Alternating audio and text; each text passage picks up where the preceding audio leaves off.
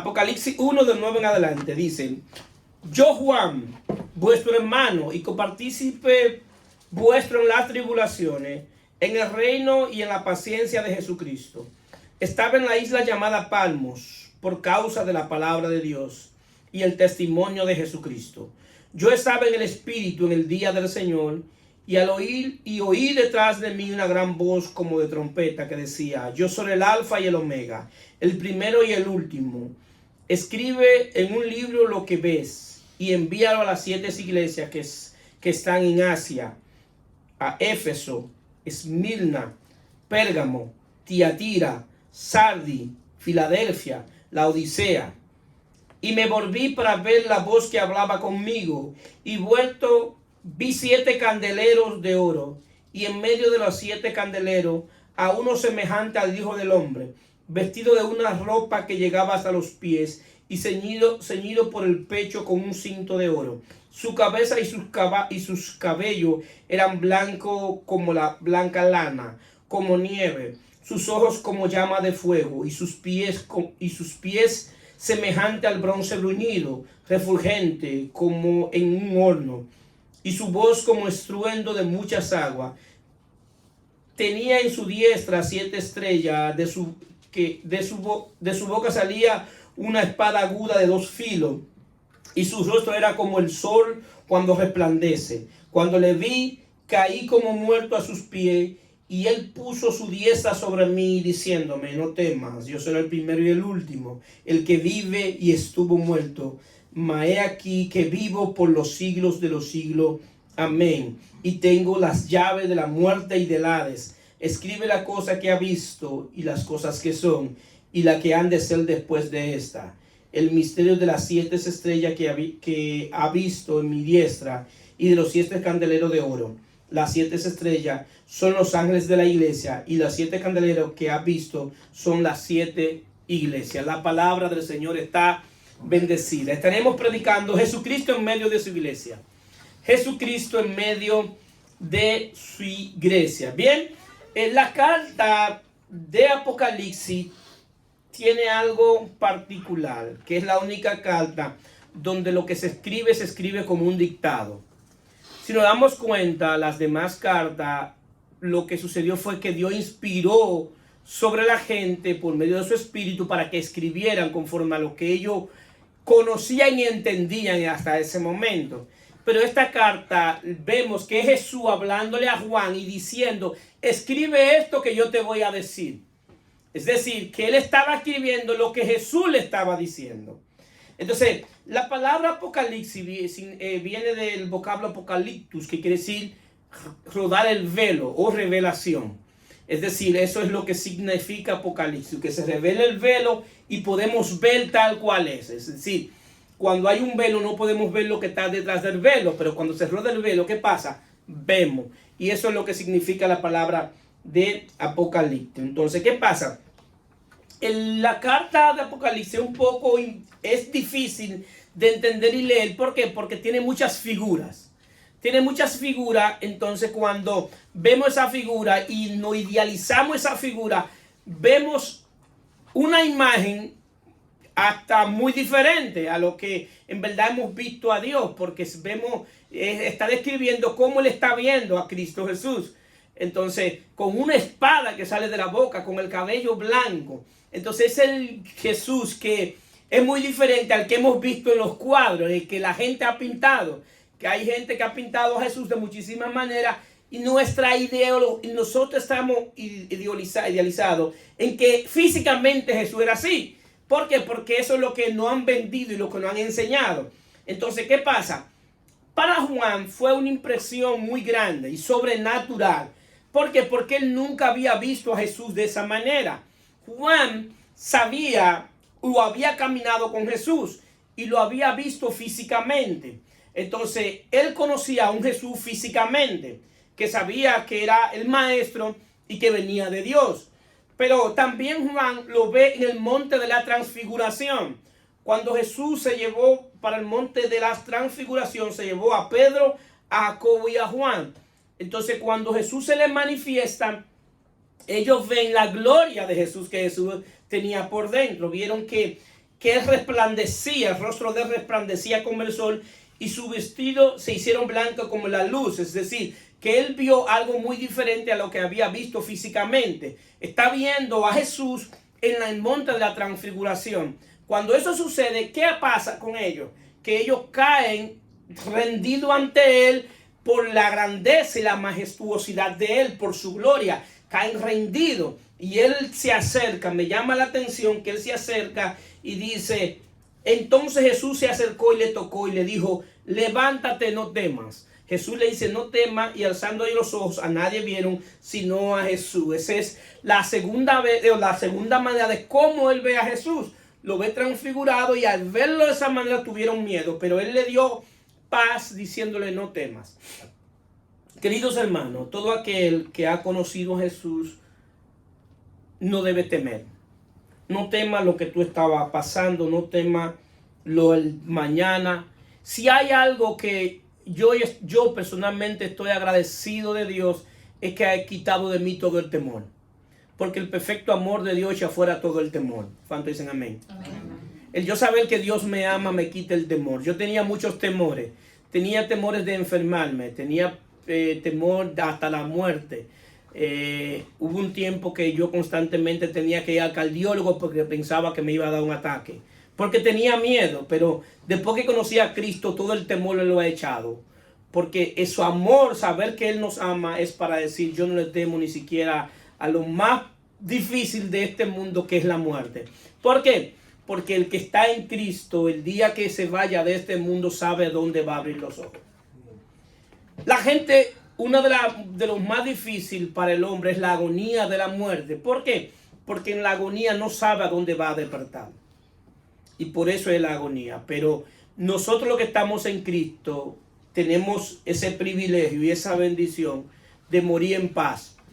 Y morimos en paz porque tenemos la paz de Él. Porque Jesucristo es nuestra paz. Él es nuestra paz. Entonces tenemos paz.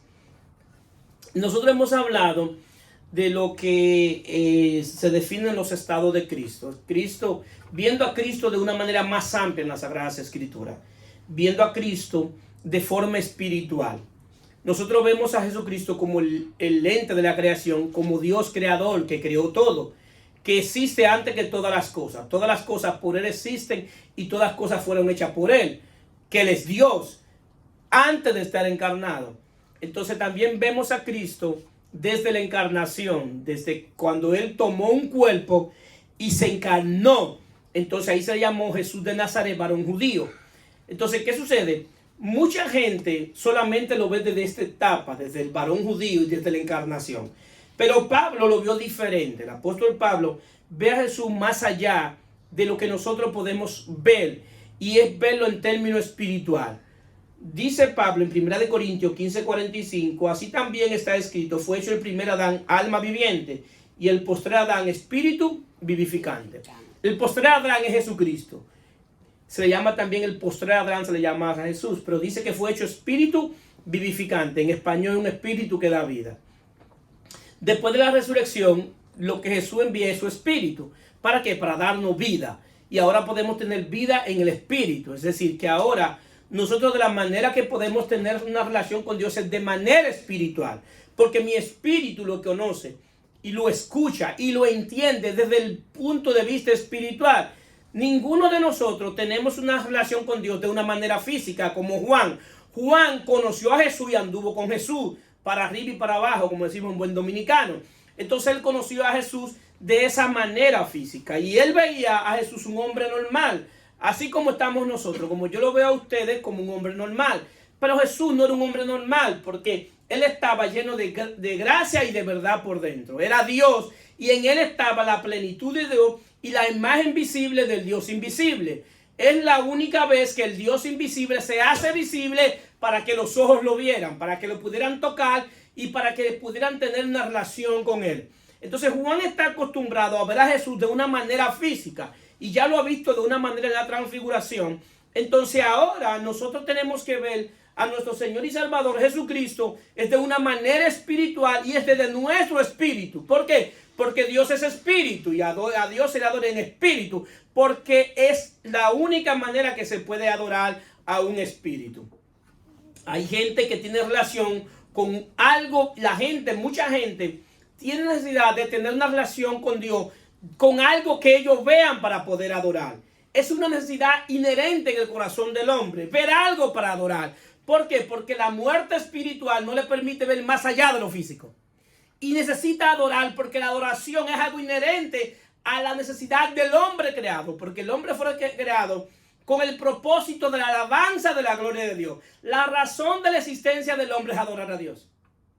Entonces, cuando el hombre muere, pierde la conexión con Dios y al estar muerto en términos espiritual, está buscando la adoración, pero está buscando la adoración de una manera física. Por eso buscan algo físico para adorar. Ahora, ¿cómo tú adoras a un espíritu desde lo físico? No hay manera. Por eso el pueblo, cuando salió de Egipto, quería un becerro de oro para adorar, porque es una necesidad de adorar. Pero la muerte espiritual impide que adoremos desde el espíritu. Pero bendito sea Dios en Cristo, que nos ha dado vida y vida en abundancia, para que podamos servirle desde nuestro espíritu. Amén. Entonces, eso es lo que Pablo habla, de que ahora es espíritu vivificante. Pero también Pablo dice, va más allá. Pablo tiene una revelación mucho más amplia que los demás apóstoles. ¿Por qué? Porque Pablo no anduvo con Jesús como discípulo. El apóstol Pablo no fue de los 12 discípulos de Jesús. Pablo conoce a Jesús en términos espiritual el día que va camino a Damasco, y quien le habla es un espíritu y lo escucha desde el espíritu. Esa es la razón que Pablo tiene un mayor entendimiento de las cosas espirituales que los demás discípulos que anduvieron con Jesús. ¿Por qué? Porque cuando él lo escuchó fue desde el espíritu. Y por eso Pablo dice en 2 Corintios 15:16, de manera que nosotros de aquí en adelante a nadie conocemos según la carne. Aun si a Cristo conocimos según la carne, ya no lo conocemos así. Pablo está diciendo a los demás discípulos, ustedes anduvieron con Jesús, ustedes lo conocieron físicamente y lo conocieron según la carne. Y está muy bien. El asunto es que ya ustedes no se pueden relacionar con Jesús según la carne. ¿Por qué? Porque ya él murió. Y a él morir también partió. Y cuando partió, entonces envía ¿qué? Su espíritu. Y ese espíritu lo envía a la iglesia. A la iglesia es que recibe el espíritu de Cristo. Entonces, el día que él lo ve es el día del Señor. Él dice el día del Señor. En el Antiguo Testamento se utilizaba el día del Señor de una manera como un aspecto escatológico, que era que el día del juicio de Dios, el día que Dios iba a juzgar a las demás naciones, los judíos decían el día del Señor. Ese día va a venir y ese día va a juzgar a todas las naciones, lo que llaman el día del Señor. En el Nuevo Testamento y en el contexto que Juan lo utiliza, no lo utiliza de una manera escatológica, sino lo utiliza porque es un domingo. ¿Por qué sabemos que es el domingo? Porque la iglesia primitiva, después de la muerte y la resurrección de Jesucristo, llamaban el domingo el día del Señor. Porque el domingo es el día que venimos a la iglesia simple y llanamente a celebrar la victoria de Cristo en la cruz del Calvario. Si ustedes están aquí, si ustedes no sabían por qué ustedes están aquí, ustedes están celebrando la victoria de Cristo en la cruz del Calvario. Por eso el que viene a la iglesia debe venir con un corazón agradecido de Dios, en la gratitud, porque somos vencedores porque Él venció. No somos vencedores en nuestra fuerza, somos vencedores en la fuerza de Él. Y celebramos y cantamos y le adoramos y le damos gloria y honra a Él porque Él venció y somos más que vencedores por estar en Él. Entonces el domingo ahora es llamado el día del Señor en el Nuevo Testamento. Ahora bien, ¿dónde Juan vio al Señor? Juan ve al Señor en medio de su iglesia. Juan nunca lo había visto de esa manera. Y esa es la razón que le llama la atención. Porque él no lo había visto nunca en medio de su iglesia. Entonces, Juan, en el contexto de lo que era iglesia para ella, sabía lo que era una iglesia. Iglesia, en términos, no es un templo. Iglesia no es algo físico. Lo que pasa es que inmediatamente, yo le digo a ustedes iglesia, inmediatamente ustedes piensan en un edificio grande con una campana que suena para anunciar la hora del servicio. Entonces, eso inmediatamente es lo que visualizamos. ¿Cuántos le llegaron a estudiar con el libro Nacho? El libro Nacho. ¿Ustedes se recuerdan que el libro Nacho, cuando decía iglesia, qué ponía? Una iglesia con una I. Y una I entonces. Desde ahí nos están formando mentalmente para nosotros lo que es la iglesia. Por eso que inmediatamente yo menciono iglesia, inmediatamente visualizamos lo que vimos en el libro Nacho. Porque desde pequeño nos están impregnando que eso es la iglesia. Y en términos bíblicos, la iglesia no es eso. La iglesia somos nosotros. Todo lo que estamos aquí somos la iglesia. Si de aquí no vamos al parqueo, la iglesia se fue para el parqueo. Si de aquí no vamos para Walmart, la iglesia se fue para Walmart. Sí, que la iglesia somos nosotros. Entonces, ¿qué pasa? Cuando él ve el candelero, ve el 7 candeleros, un candelero con 7. Entonces, ¿qué significa 7? 7 significa plenitud. Es decir, que el número 7 tiene una simbología de plenitud. Y Juan, como judío, sabía lo que significaba el candelero. Y sabía que Dios había establecido un candelero para que estuviera en el tabernáculo. Y le puso al candelero 7 luces. Y tenía que tener aceite para que alumbraran hacia adelante. Pero el candelero que Juan ve en el nuevo pacto es diferente. Porque el candelero que ve en el nuevo pacto no tiene luces. Porque Cristo estaba sobre el candelero, en medio del candelero. Estaba diciendo que la luz del candelero era Cristo. La luz de la iglesia es Cristo. La iglesia no brilla con luz propia. La iglesia brilla cuando Cristo habita en ella. Cuando Cristo está en medio de su iglesia. Es decir, nosotros como iglesia podemos brillar por la gracia de Dios y porque Cristo está en medio de nosotros. Ninguno de nosotros tenemos la capacidad y el poder de brillar con luz propia, a menos que Cristo no esté en medio de nosotros. Todo aquel que Cristo no le alumbra anda en tiniebla y en oscuridad. ¿Cuál es el problema de las tinieblas y la oscuridad? Que tú no sabes a dónde va. Que tú no sabes el día más adelante dónde hay un hoyo que tú puedes caer. ¿Cuántos de nosotros, cuando anduvimos en oscuridad, hicimos cosas que pensaba que era lo mejor? Y cuando nos dimos cuenta, ha sido la peor decisión que hemos tomado. ¿Cuántos están aquí? Amén. ¿Por qué? Porque andábamos en tiniebla, en oscuridad. A eso habla la Biblia. De eso es lo que habla, eso es lo que quiere decir las tinieblas, oscuridad, que andamos en ignorancia. ¿Cuántos de nosotros tomamos esas decisiones diciendo, este es el mejor negocio o esta es la mejor decisión que yo he tomado? Ya aquí logré lo que yo había soñado. Y cuando despertamos en una pesadilla. ¿Por qué? Porque esa es la consecuencia de haber sido vendido al pecado y de andar en oscuridad. Entonces él lo ve en medio del candelero. Jesús en medio de su iglesia. Entonces la iglesia no es pared, de la iglesia somos nosotros. Y la iglesia también es llamado el cuerpo de Cristo. Cristo, todo espíritu, la tierra fue hecho para espíritu con cuerpo. Todo espíritu que se manifiesta en la tierra tiene que tener un cuerpo. Cuando los espíritus no tienen un cuerpo en la tierra, están de manera ilegal. Tienen que buscar un cuerpo. Esa es la razón por la cual los espíritus de maldad quieren ocupar los cuerpos. ¿Para qué? Para poder manifestarse. Esa es la razón que cuando Jesús expulsó el espíritu que estaba en el demonio gadareno, ellos le pidieron que lo mandara a un cuerpo. Y Jesús le mandó al cuerpo de los cerdos. Porque ellos sabían que si no iban a un cuerpo físico, tenían que salir del ámbito espiritual porque están de manera ilegal. Entonces, Dios es espíritu y necesita un cuerpo. Diga conmigo, un cuerpo. Entonces, ¿qué pasa? La primera vez que Dios utiliza un cuerpo es en Adán. Adán peca y Dios pierde la relación con Dios. Pero la segunda vez que Él se encarna es en Jesús, varón judío, que era Dios. Entonces Jesús estaba caminando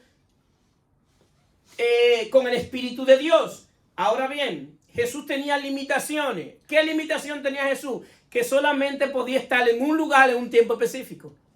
Porque Él se había despojado de su deidad. Después de su muerte y su resurrección, Él envía su Espíritu a la iglesia. ¿Para qué? Para Él continuar su ministerio. Ahora ya no es un cuerpo. Ahora en el mundo entero hay millones de cuerpos donde Cristo habita. ¿Cuántos están aquí? Amén. Ese es el propósito de la muerte y la resurrección. Jesús se quiso multiplicar en más hombres para que hicieran lo mismo que Él, para que den el amor que Él da a la gente, para que tengan la misericordia que Él tuvo con la gente, para que tengamos la paciencia que Él tuvo con la gente. La iglesia de por sí es la expresión de lo que es Cristo. Una iglesia que no ame a sus hermanos, entonces no es iglesia. ¿Contestan aquí? Amén. Si hay algo que tiene como señal distintivo de la iglesia, tiene que ser el amor. Si yo desde aquí le digo a ustedes que soy iglesia y no lo amo, entonces Dios no habita en mí. Porque Dios es amor. Y si podemos amar fue porque Él derramó de su amor en nuestro espíritu, en nuestro corazón. Y hoy podemos amar en el amor de Él y en el nosotros propio. Entonces, esa es la razón de la iglesia. La iglesia tiene la razón ¿de qué? De amar a sus hermanos. Y una característica fundamental de que es iglesia, que la palabra de Dios siempre está en su boca. Hay un cambio de vocabulario. Una de las cosas que pudieron saber que Pedro pertenecía y que andaba con Jesús era porque le dijeron, tú hablas como Él, tú eres de Él. Entonces, eso tiene que ver mucho con lo que es iglesia, con la expresión de lo que es iglesia y con la expresión de lo que es Cristo en medio de nosotros. Cuando Cristo está en medio de nosotros, la manera de hablar de nosotros debe cambiar. ¿Cuántos lo creen? Porque Cristo está en nosotros y está en medio de nosotros. Es decir, ¿qué pasa? En Efesios 5:23 dice, porque el marido es la cabeza de la mujer, así como Cristo es la cabeza de la iglesia, la cual es su cuerpo, y Él es su Salvador. Es decir, dice que Cristo es nuestra cabeza y nosotros somos la iglesia. ¿Por qué pones esa metáfora? Porque está hablando de que ya nosotros, si estamos en Cristo, ya no podemos pensar como pensábamos antes. Ni podíamos hacer lo que decíamos antes. Nuestro cuerpo se dirige a donde piensa la cabeza. Si aquí viene un pensamiento y me dice, Ariel, ve para allá, ¿qué hace mi cuerpo? Va para allá. Ariel, siéntate. Ariel va y se sienta. ¿Por qué? Porque el cuerpo responde a lo que piensa la cabeza. Y pone a Cristo como la cabeza. ¿Por qué? Porque ahora, si yo estoy en Cristo, ya mis pensamientos no pueden ser mi mismo pensamiento que cuando yo no estaba en Él. ¿Cuántos están aquí? Amén. Es decir, que debe haber un pensamiento que es el pensamiento de Él. Es decir, en Filipenses capítulo 2 dice, haya pues en nosotros este mismo pensamiento que hubo en Cristo Jesús, el cual, siendo igual a Dios, se despojó a sí mismo, entonces se hizo obediente hasta la muerte y muerte de cruz. Es decir, que el pensamiento que debe reinar en nosotros es el pensamiento ligado a la obediencia a Dios, a la palabra de Dios, si estamos en Cristo Jesús. Una de las cosas más difíciles de nosotros, lo que estamos en Cristo, es transicionar de manera de pensar. Porque a nosotros nos enseñaron a pensar como seres caídos. Porque caímos en Adán. Nos enseñaron a pensar como vendidos al pecado. Nos enseñaron a pensar sin esperanza. Es más, nosotros pensábamos hasta sin fe. Nuestra manera de pensar antes de estar en Cristo no era de una fe verdadera. Muchas veces teníamos una fe, pero una fe que venía y se iba. Y cuando la cosa se ponía más difícil, ¿qué hacía? Temblamos. ¿Por qué? Porque era una fe en nuestra propia fe, en nuestra propia creencia, en nuestra propia debilidad, en nuestra propia muerte. ¿Qué pasa? Nosotros ya hemos sido reconciliados. Y ahora se nos ha dado otro tipo de mente, que es la mente de Cristo. Entonces, ¿qué pasa? Ahora debemos pensar como personas que ya estamos reconciliados con Dios. Y esa es la parte más difícil, pensar como reconciliados. Hay cosas que nosotros tenemos que experimentar para poder entenderla en términos espirituales. Y a veces nosotros tenemos muchas situaciones o dificultades y problemas. Y nosotros mismos queremos resolverlo en nuestra fuerza. ¿Por qué? Porque eso fue lo que nos enseñaron, a resolver las cosas que en nuestra fuerza.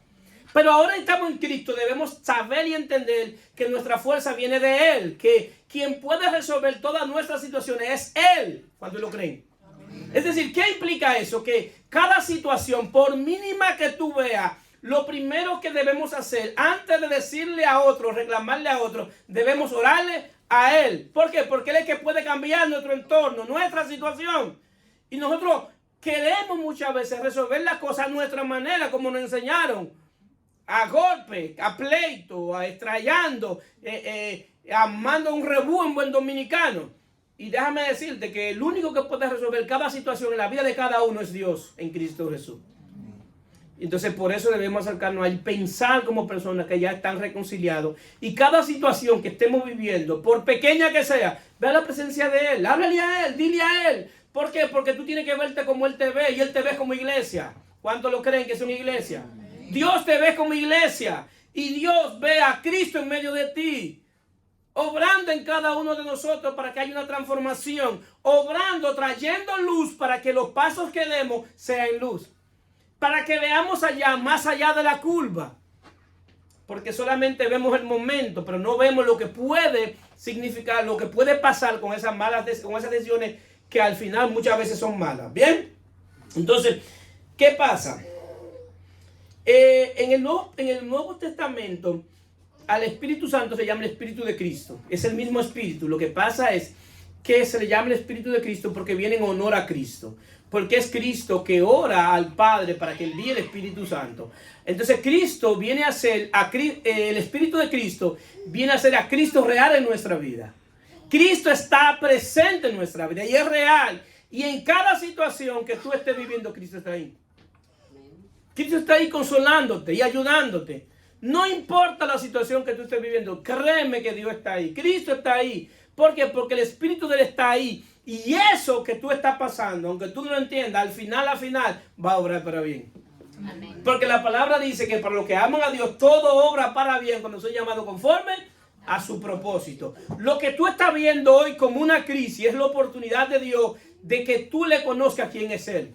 De que sepamos el poder que tiene el Dios que nosotros le servimos. Nosotros no le servimos a un Dios simple, le servimos a un Dios poderoso. Que es poderoso para sanar, para libertar, para resolver cualquier situación. El Dios que nosotros conocemos es el Dios que suple las necesidades de sus hijos, que sana enfermedad como Él quiere hacerlo, que liberta, que nos da paz en medio de la tormenta, que suple conforme a sus riquezas en gloria. Ese es el Dios que tú le sirves. Tú no le sirves a un Dios que está plasmado en un papel, tú le sirves a un Dios vivo, que estuvo muerto y resucitó y vive por los siglos de los siglos. ¿Cuántos dicen amén? Amén. Y esa es la manera que tenemos que comenzar a pensar como el Dios verdadero, como un Dios que verdad está ahí y nosotros podemos acudir en cada situación que estemos viviendo. Entonces, ¿qué pasa? Pero Juan lo ve de una manera diferente y lo ve con una vestidura diferente. Quizás Juan se acostumbró a verlo con una túnica y verlo a una túnica como se usaba en aquel tiempo, pero él lo ve con una vestidura resplandeciente blanca, más parecido al traje sacerdotal, a lo que usaban los sacerdotes en el Antiguo Testamento. Pero lo ve con esa vestidura y lo ve con un cinto. Y en el cinto los sacerdotes tenían un cinturón, pero tenían costura de oro. Era costura, pero a Jesús él lo ve con el cinturón de oro. El cinturón no tenía costura. El cinturón era de oro. Está diciendo, tú estás viendo no un sacerdote conforme al orden de Leví. Tú no estás viendo a un sacerdote del Antiguo Testamento. Tú estás viendo a un sumo sacerdote que es superior a todos los sacerdotes. Porque el cinturón que él tiene es de oro. Tiene autoridad sobre el cielo, la tierra y debajo de la tierra. No es cualquier cosa que tú estás viendo. Es el Rey de Reyes y Señor de Señores. Entonces, ¿qué sucede? Él lo ve de esta manera. El asunto es que nosotros mentalmente hemos sido afectados nuestra manera de pensar por las figuras que nos han enseñado. Una manera que Dios utiliza para enseñarnos es figura. Y humanamente, antes de nosotros hablar desde niño, nos enseñaron con figuras. Si ustedes buscan un libro de niño, no le ponen palabras. ¿Por qué? Porque él no sabe leer. ¿Qué le ponen? Una figura. Entonces le ponen la figura y después que le enseñan la palabra y después aprende a hablar. Entonces, ¿qué pasa? Nosotros tenemos muchas figuras y visualizamos a Jesús de una manera física y desde la encarnación. Y lo vemos como un hombre bueno, el cual fue bueno. Y lo vemos como un hombre de paz. Y lo vemos que fue un hombre que estuvo con los pecadores y le dio y bebió y comió con los pecadores. Y le dijo, vengan los niños a mí. Hay otros que lo visualizan en la cruz. y lo ven que ahí estuvo en la cruz y murió. Otros lo visualizan como un cordero. Hay muchos que dicen que tenía una buena filosofía, que su filosofía es buena. Otros dicen que fue un revolucionario. Y lo visualizamos así, y físicamente lo vemos en un cuadro, y muchas veces lo vemos bien bonito, con los ojos con el cabello por aquí, los ojos verdes. Un actor de cine. Porque eso fue lo que nos enseñaron. Y muy amoroso y mucho con un corazón en el pecho. Cuando vine a ver era feo. Pero la Biblia solamente lo presenta de dos maneras. De dos maneras en las cuales podemos hacer una figura de él. De dos maneras. Que tú leyendo la Biblia puedes escribirla. Como lo visualiza la Biblia. Y una es Isaías 53, 1, 3. Dice: ¿quién ha creído en nuestro anuncio? ¿Y sobre quién se ha manifestado el brazo de Jehová? Subirá al cual renuevo delante de él, y como raíz de tierra seca. No hay parecer en él, ni hermosura. Ni hermosura le veremos, mas sin atractivo para que le deseamos. Despreciado y desechado entre los hombres, varón de dolores, experimentado en quebranto. Y como que escondimos de él su rostro, fue menospreciado y no le estimamos. Isaías dice que cuando lo viéramos físicamente en la cruz y de la manera que él sufrió, nadie iba a querer seguirlo. Nadie lo iba a desear. Todos íbamos a esconder su rostro. Y nadie iba a creer en la cruz, en él, viéndolo en la cruz de la manera que quedó en la cruz. De la manera que Dios cargó la ira sobre él. Fue tan fuerte la ira de Dios sobre él que nadie iba a querer desearlo. De tan destruido que iba a estar su cuerpo. Sin parecer. No tenía figura física. ¿Qué te dice eso? Eso te dice cómo Dios ve el pecado. Eso no es una figura simple. Tiene que ver cómo Dios ve el pecado. Que estaba tan airado que como Él llevó todos nuestros pecados, la ira de Dios fue sobre Él. La ira que nosotros debimos recibir, la recibió Él. Esa figura podemos escribirla. Y aún si escribimos esa figura, ninguno íbamos a querer verla. Porque lo que íbamos a ver es un hombre con su cuerpo completamente destruido y ensangrentado. Bendito sea Dios en Cristo, porque esa ira que fue sobre él es la que nos libra de la ira de Dios sobre nosotros. Pero la idea que quiero es como Dios ve el pecado. Y la segunda manera, la otra manera que la Biblia lo presenta es ahora en Apocalipsis. Aquí tú no lo ves a él como un cordero. Ahí Juan no lo ves como un cordero. Ahí no lo ves como un Dios perdonador. Ahí no lo ves como un Dios de misericordia. Lo está viendo de una manera muy diferente. Aún lo está viendo como un Dios de juicio. Lo está viendo como un Dios que ya venció. Y lo que no cree en él, lo que está viendo en la visión, es condena. Nosotros los que estamos en Cristo lo podemos ver y nos alegramos. Porque lo estamos viendo a plenitud y tal cual es. Pero el que no está en él, tiene que verlo como un Dios que trae juicio. Una persona me dijo a mí que yo le prediqué, me dijo: Dios es muy bueno, Él no me va a condenar. Porque Él es muy bueno. Y Él no me va a condenar. Yo, es verdad, Dios es bueno. El problema es que no es Dios que te va a condenar. Son tus palabras y tus hechos que te van a condenar. No es Él. Entonces, Él es bueno. Claro que Él es bueno. Pero tenemos que verlo en su justa dimensión actualmente. Él es el cordero que quita el pecado del mundo, sí. Pero el día final de mi vida, ese cordero no va a poder quitar mi pecado. ¿Por qué? Porque la salvación está ahora que estamos en vida. Nadie a mí me puede orar para que me saquen de un lugar.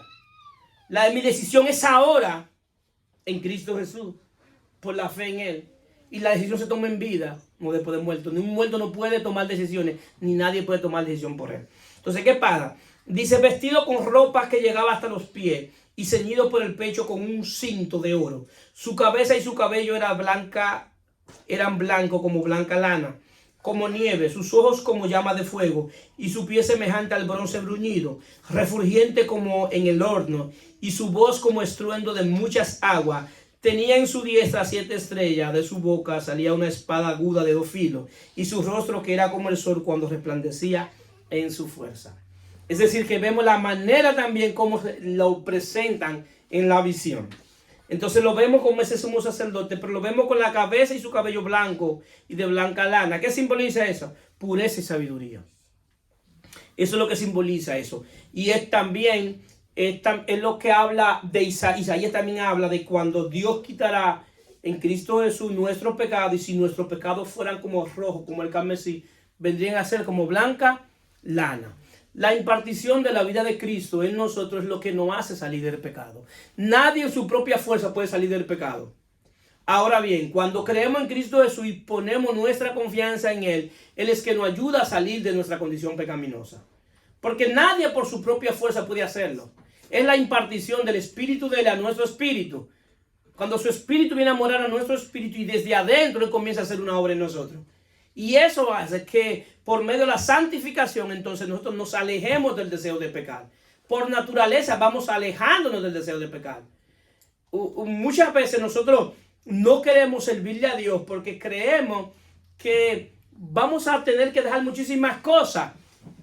Y sí, es verdad, pero que esas cosas, cuando tú te acercas a Dios, tú vas a ver que tú las vas a dejar conscientemente, voluntariamente y en amor. Tú la vas a dejar porque al final tus ojos se abrieron y tú vas a ver que eso que tú estás haciendo te está llevando a la perdición, te está llevando a la muerte, te está llevando a una enfermedad, te está llevando a vivir una vida en miseria. Es decir, que lo que Dios viene cuando viene a ti por medio de su Espíritu es a libertarte de lo pecaminoso y de la vida que llevamos, que al final son caminos que parecen buenos, pero al final son caminos de muerte y de destrucción. Lo que pasa es que como estamos en tinieblas no nos damos cuenta. No nos damos cuenta que estamos camino al abismo. Estamos camino a un lugar sin retorno. ¿Por qué? Porque estamos muertos en términos espirituales. Entonces la vida de Él es que nos libra del poder del pecado. ¿Para qué? Para que podamos andar en nueva vida. Entonces Él es quien imparte esa vida. Jesucristo entonces nos limpia de todo pecado. Nos va limpiando del deseo de pecar. Y llega un momento en que nosotros nos olvidamos de lo que es el pecado, porque nos sentimos cómodos viviendo para Él, nos sentimos cómodos no andando el pecado. Hermano, el pecado produce dolor, el pecado produce vergüenza, el pecado produce miseria espiritual, el pecado produce bancarrota.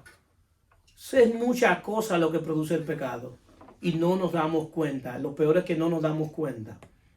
Pero hay alguien que, yo no sé a quién Dios le está hablando aquí. Yo ni sabía que Mari iba a dirigir. Me habla a mí también.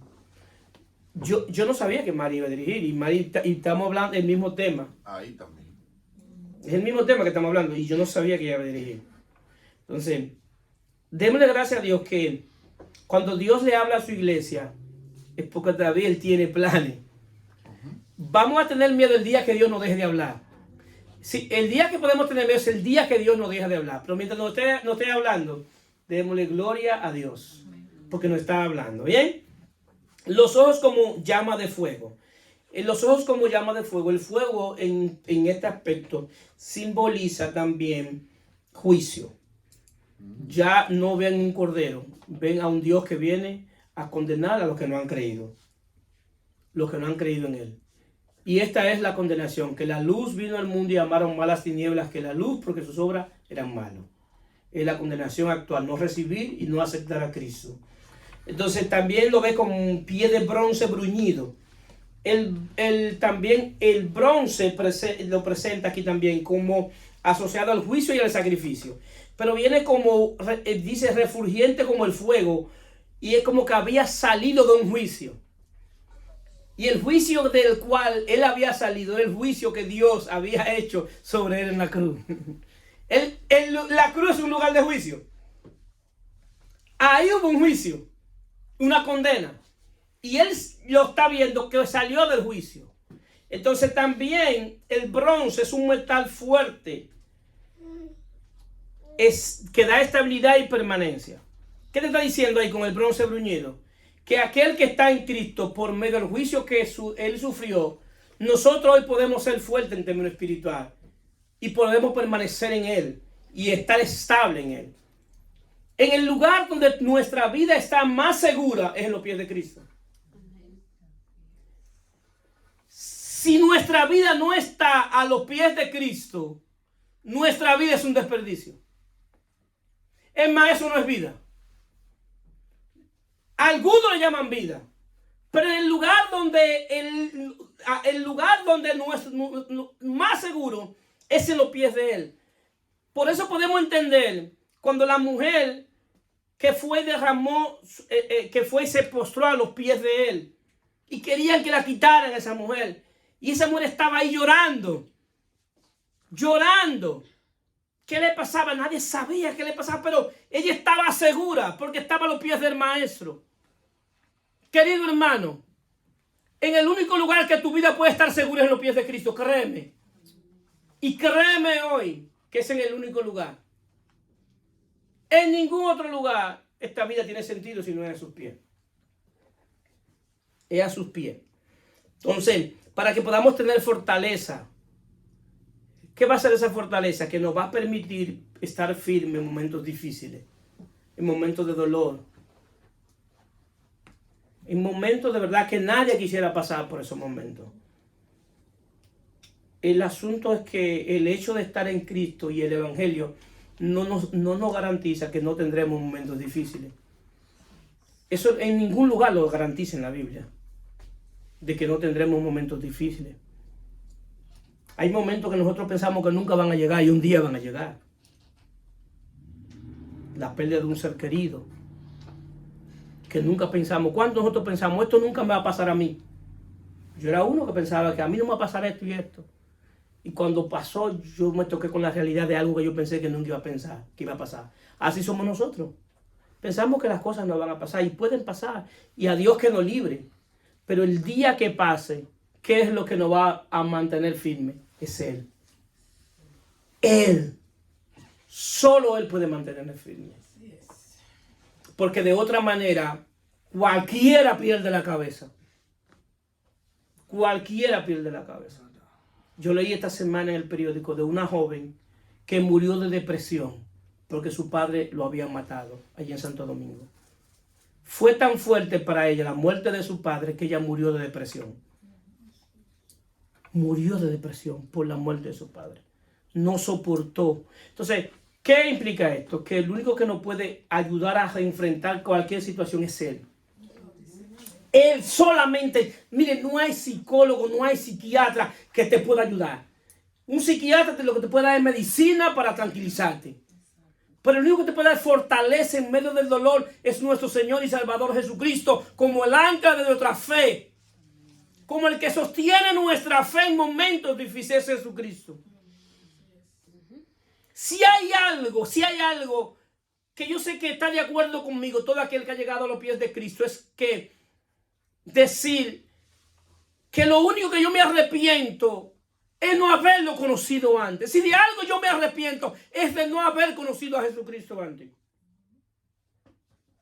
Porque de verdad, queridos hermanos, que la fe en Jesucristo cambia a la gente. De ser un hombre pecador completamente a ser un hombre santo y vivir para la gloria y honra de nuestro Señor y Salvador Jesucristo. Vivir para la alabanza de su gloria. Eso solamente lo puede hacer el poder de su gracia, el poder de su espíritu, el poder de su amor y el poder de su evangelio en Cristo Jesús. Amén. No hay otra manera de que se logre aquí. Nuestro Señor es Él. Ese es nuestro Señor, que en esos momentos está con nosotros y dándonos consuelo, y está con nosotros como poderoso gigante. Él lo ve y dice: su voz como estruendo de muchas aguas. En Juan 7:38-39 dice: el que cree en mí, como dice las escrituras, de su interior correrá río de agua viva. Esto dijo del Espíritu que había de recibir los que creyeren en él, pues aún no había venido el Espíritu Santo, porque Jesús aún no había sido glorificado. Nosotros, lo que hemos creído en Cristo Jesús, hemos recibido el Espíritu Santo en un estado glorificado, es decir, en un estado de gloria, es decir, en un rango mayor, querido hermano. Entonces, ¿qué pasa? Dese cuenta que él dice aquí que el que cree en él correrán ríos de agua viva. Pero Juan lo ve y dice su voz como estruendo de muchas aguas. Es decir, que no solo Jesús se quedó corto cuando dijo correrán ríos de agua viva. Juan, estruendo de agua. Y es agua que constantemente está dentro de ti, constantemente, redombándonos, limpiándonos constantemente. Señores, nosotros somos humanos y tenemos emociones y tenemos días difíciles. Yo les voy a confesar algo, hay días que yo ni siquiera quiero levantarme a trabajar. Y hay días que yo quiero quedarme en mi cama y desanimado completamente. Y hay veces que no veo lo que yo creía que iba a haber para este tiempo. Y no tengo lo que creía que iba a tener. Pero ¿qué es lo que me da la fuerza para seguir? Ese río de agua viva que está en mí, que me alimenta constantemente, que me hace levantarme y ver más allá y tener esperanza, y esperanza contra esperanza. Aun cuando las cosas se ponen más difíciles, crece nuestra esperanza. ¿Por qué? Porque es un río de agua viva que hemos recibido. No es un simple Dios que está en una foto plasmada. Es un Dios que se hizo hombre, murió, resucitó y envió a su Espíritu y ahora habita en nosotros. Verdaderamente el Evangelio es Cristo viviendo su vida a través de nosotros. Eso es el Evangelio. Si Cristo no vive su vida a través de nosotros, aún nosotros diciendo que hemos creído lo que hemos creído en la religión. Pero en el Evangelio, Cristo vive su vida y hoy podemos caminar como Él caminó porque Él está en nosotros. Y hacer lo que Él hizo porque Él está en nosotros. De la manera que Él alimentó a otro, nosotros también hoy podemos alimentar a otro. No solamente con un pan físico, sino también con nuestra palabra, con una palabra de parte de Dios.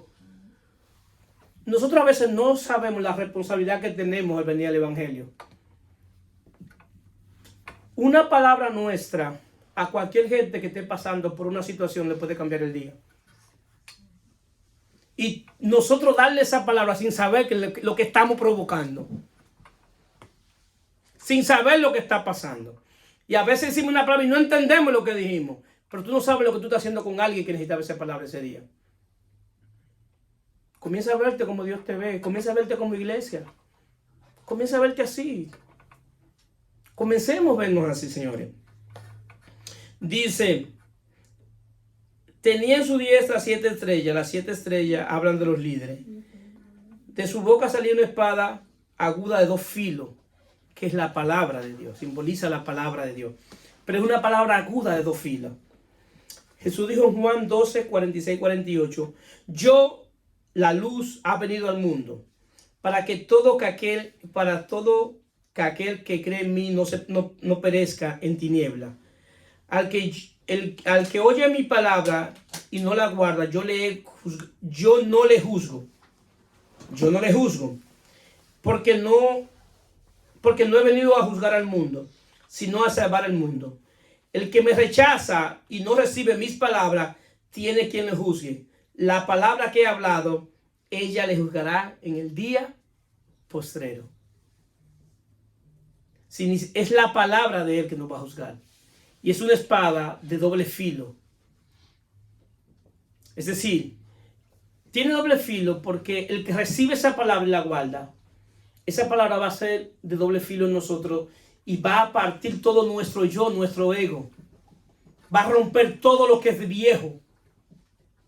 Pero también tiene otro filo para el que no la recibe. Porque el que no la recibe va a ser juzgado por la propia palabra de él. Cuando le vi, caí como muerto a sus pies y él puso su diestra sobre mí, diciendo, no temas, yo soy el primero y el último, el que vive y estuvo muerto. Ese no tema para Juan no fue simple. El mismo que le dijo no tema en el monte de la transfiguración es el mismo que le está diciendo no tema. El asunto que el que le dijo no tema en el monte de la transfiguración se lo dijo desde afuera. Y ahora el que le está diciendo no tema se lo está diciendo desde adentro. Se lo está diciendo desde el espíritu. Entonces, ¿qué sucede? Él cayó como muerto. ¿Por qué? Porque delante de él todos nosotros deberíamos caer como muertos para verdaderamente tener vida. Delante de él todos deberíamos caer muertos para tener vida. Todo aquel que está frente a él y no cae muerto delante de él, perdió su tiempo. Porque de la única manera que tenemos posibilidad de tener vida es que cuando caigamos muertos delante de él. Delante de él. Para verdaderamente tener vida. Queridos hermanos, hoy es un día que el Señor lo que necesita de ti es que tú delante de él caigas como muerto. Lo bueno que delante de él tú vas a caer como muerto, pero no te vas a dejar tendido ahí en el piso como muerto. Sino que él te va a decir, no temas. Yo soy el principio y el final. No temas porque yo estoy contigo. No temas que aunque tú te veas muerto ahí, verdaderamente él te va a dar vida. Y la vida en abundancia es la vida de él. Nosotros fuimos llamados